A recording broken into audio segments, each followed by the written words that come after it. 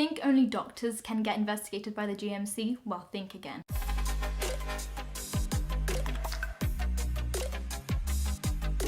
Hi everyone, I'm Manpreet, one of the presenters here at the Aspiring Medics, as well as a medical student at the University of Birmingham.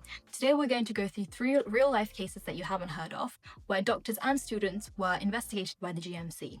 The first case is of a doctor's TikTok breaking confidentiality. The second case is of a GP prescribing to a family member without documentation. And finally, the third case is of a medical student's behaviour being questioned. So in the first case, we have a doctor who breached confidentiality by using their TikTok.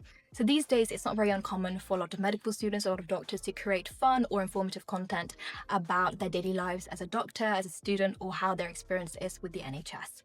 However, there are a lot of instances where confidentiality is accidentally broken, with patient details being background. So in this particular case, this is what happened. The doctor posted a social media video and the patient's housing details were in the background. They hadn't been removed. And this broke confidentiality and the GMC had to review fitness to practice. Another similar case or cases that we do see, particularly among medical students, is that they love to talk about very rare diseases or very unique patients that they do see. However, since these patients do have very rare conditions or very unique features, they are quite commonly known to other healthcare professionals or other family members or other individuals in the public. And by mentioning them, it's very easy to deduce who this person is. And this again can breach confidentiality, and you therefore have to be reviewed by the GMC as well. So the lesson here may be that social media and medicine might not mix. However, I believe that social media and medicine can mix as long as we are doing it in a very considerate and mindful way. Social media is a great way for future aspiring medics to learn about what it's like to be a doctor, great way for other doctors to share ideas amongst each other. So again, it's an amazing thing. We have to be very careful. The second case is of a GP prescribing for a family member without documenting anything.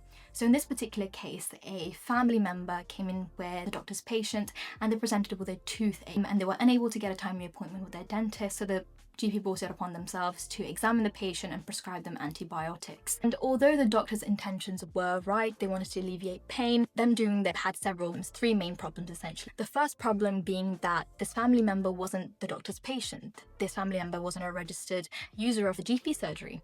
The second issue was that the doctor deviated from normal prescribing protocols, which are that when patients do present with oral or dental issues, they're immediately referred to dentists. Since most GP doctors, they're not trained to handle oral infections or dental issues. The NHS England clearly states that doctors should not be the primary prescribers for dental issues. And the final problem with the doctor having prescribed this is that they did this without any documentation on any prescribing platforms at all. The important lesson here is that although you may have very good intention in wanting to alleviate pain and heal patients, you have to follow rules both as a doctor and as a medical student as well.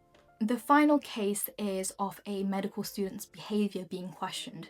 So a medical student posted a series of rants on their social media stories commenting on a recent clinical placement they had, which wasn't very good in their opinion, and they had a bad experience with their supervisors. So therefore in their rant they made very derogatory comments, very bad language, and made very unprofessional remarks about the supervisors or the staff involved in the clinical placement. And this was reported by the medical school to the GMC, who had to review fitness to practice, since it's very important that we uphold professional standards both online and offline. The GMC very clearly states that you have to use social media in a mindful way. You can't abuse or harass or bully individuals or certain groups when you do use social media. So the lesson here is that upholding your reputation as well as the NHS's reputation starts the moment you enter medical school. Again, we need to be very considerate when we are posting about our experiences online.